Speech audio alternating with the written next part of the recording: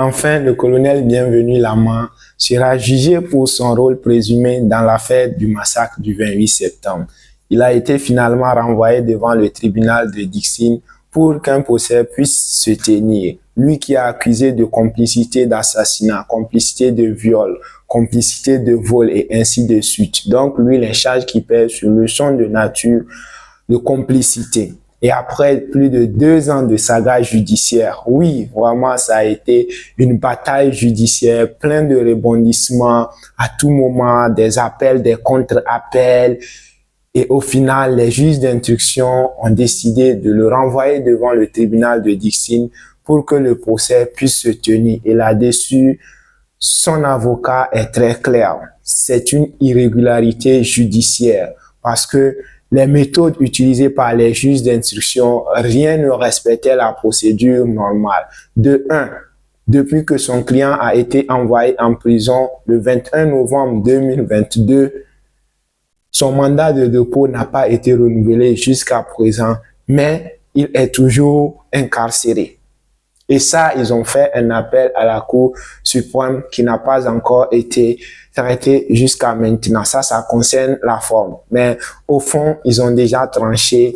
Il doit être présenté devant le juge pour répondre des accusations qui pèsent contre lui. Et son avocat estime que vraiment, lors de toute cette procédure, aucun droit de l'accusé n'a été respecté et que c'est une irrégularité judiciaire totale, puisque lui qui a bénéficié d'un non-lieu dans un premier temps dans cette même affaire, l'avocat ne comprend pas que sur de simples déclarations de certains accusés et des témoins, notamment de Toumba Diakité et de Mamadi Soumaoro, que sur des simples accusations, de simples déclarations de ces personnes-là, le colonel Bienvenu Lama puisse être rattrapé à nouveau pour le même dossier dont il avait bénéficié de non-lieu. Et surtout, là où l'avocat est encore plus remonté, c'est que les accusateurs, c'est-à-dire Toumba et Soumao, personne n'a comparu lors de la séance de confrontation devant le juge d'instruction. Vous vous rappelez, j'avais fait une vidéo où les avocats de Toumba avaient dit que Toumba ne peut pas comparaître pour cette confrontation qui devait se tenir en prison là-bas, compte tenu de son état de santé fragile. Pour le cas de Soumaro, je ne sais pas pourquoi lui n'a pas répondu présent, mais l'avocat du colonel Bienvenu Lama, maître Zézé Kalivogi, estime que ça, et aussi le juge avait la possibilité, parce que quand un témoin refuse de comparaître, de venir à une confrontation, le juge a le moyen de l'obliger à pouvoir se présenter. Mais selon l'avocat, le juge n'a pas fait cas de ce moyen, n'a pas fait usage de ce moyen-là. Il a juste clos le dossier et a renvoyé son client devant le tribunal de Dixine. Donc ça, ce n'est pas normal. Ce n'est pas du tout normal. C'est pourquoi l'avocat estime que c'est une irrégularité judiciaire. Mais il souhaite que le procès puisse commencer très rapidement, même si c'est aujourd'hui, parce que eux, ils sont prêts. Ils ont les arguments nécessaires.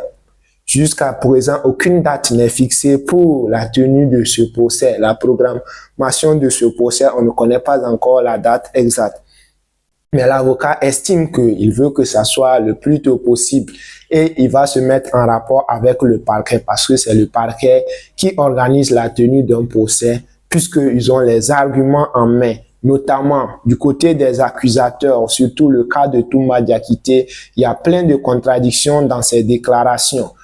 En partant de son interview sur RFI où il parlait des recrues de Siam. Il ne parlait pas de Kaléa, mais il parlait plutôt des recrues de Siam. Siam, c'était le deuxième centre de formation parce qu'il y avait 2 centres. Il y avait celui de Kaléa et il y avait celui de kilomètre 106. Donc, Siam, c'était au niveau de kilomètre 106.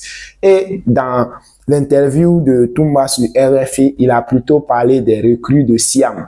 Et aussi, l'avocat tient comme argument que les avocats du capitaine Moussa Dadis Camara, lors des débats du procès du 28 septembre, avaient amené une liste sur laquelle était figuré le nom de 26 éléments que Toumba a sortis au niveau de kilomètre 106. 26 recrues. Donc, toutes ces preuves-là ont été présentées au juge d'instruction mais le juge d'instruction les a juste ignorés, il n'a pas tenu compte, chose que l'avocat ne comprend surtout pas. Et d'ailleurs, il dit que lui, il a l'impression que Toumba est considéré comme un super accusé. Et tout ce qu'il dit, les juges prennent ça pour de l'argent comptant. Les juges prennent ça pour la vérité. Et les autres, quand ils parlent et que c'est contraire à ce que Toumba a dit, automatiquement, c'est considéré comme le faux. C'est considéré comme le mensonge. Donc ça, c'est vraiment une chose, une irrégularité qu'il ne comprend pas.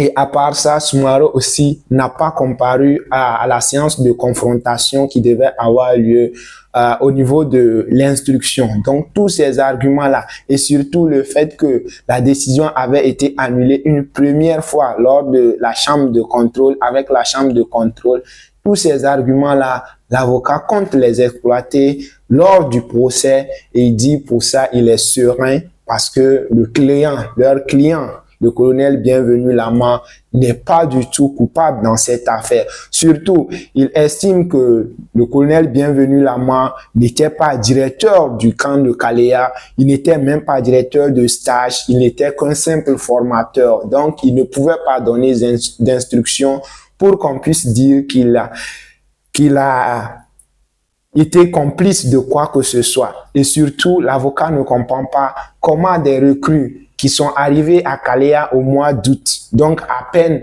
2 à 3 mois de formation, pouvaient être déjà prêts, formés, être prêts pour pouvoir intervenir au 28 septembre, alors que de l'autre côté, dans le centre de formation de Siam, au niveau de kilomètre 106, eux, ils étaient déjà à plus de 8 mois de formation, ils avaient déjà leur matricule, donc ils étaient déjà prêts.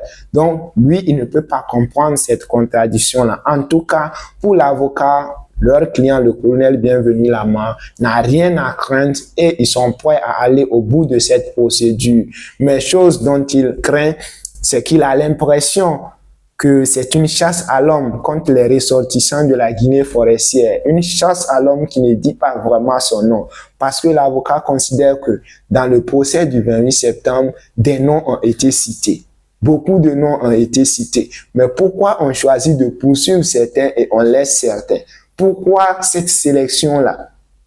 Pourquoi cette justice sélective? Donc, lui, il ne comprend pas trop cela. Et il a donné l'exemple du commandant du salon, Mohamed Condé, le commandant Escobar, qui lui aussi a été cité dans ce procès, mais qui, lui, n'est pas poursuivi, qui, lui, n'est pas attrapé. Pourquoi cette sélection-là? Je pense qu'il fait allusion à d'autres personnes aussi, mais c'est celui qu'il a pris comme exemple. Donc, sur ce point-là aussi, l'avocat ne comprend pas pourquoi la justice n'est pas au milieu, mais veut basculer d'un côté et le juge ou les juges n'ont pas le courage de prendre, de dire le droit, de donner des décisions qui tiennent leur base des lois fondamentales et non seulement sur des pressions extérieures. Donc, sur ce point-là, l'avocat dit qu'il a vraiment des craintes. Mais si c'est en termes de justice équitable, en termes d'arguments, ils sont prêts et ils sont très pressés même. À la question de savoir si le dossier de Bienvenu Lama va être jugé au même moment avec les autres détenus comme les Georges, les Thomas Touaro, les Louis Pogomou, l'avocat dit que ce sont deux dossiers distincts, ce sont deux procédures distinctes. Et actuellement, chaque procédure poursuit son cours. Donc, à moins que à la dernière minute, le parquet décide la jonction des deux affaires. S'il décide de joindre les deux affaires, là, ils seront jugés ensemble. Sinon, pour le moment, ce sont deux procédures qui sont distinctes. Le cas du colonel Bienvenu Lama est à part, lui son dossier est à part et les autres aussi, leur dossier est à part. Et ça aussi, l'avocat dit qu'il y a une incohérence totale parce que on ne peut pas comprendre que pour les mêmes événements, il y a eu un procès qui est actuellement en appel et au même moment, on organise pour d'autres personnes dans le même cadre-là et peut-être même certains à venir. Donc ça, c'est vraiment un gaspillage de ressources, une incohérence judiciaire. Je ne sais pas ce que vous en pensez. Sinon, le cas du colonel Bienvenu Lama, je ne sais pas. Soumaro a parlé. Toumba a dit ce qu'il sait. Donc voilà un peu ce qui en est du cas du colonel Bienvenu Lama.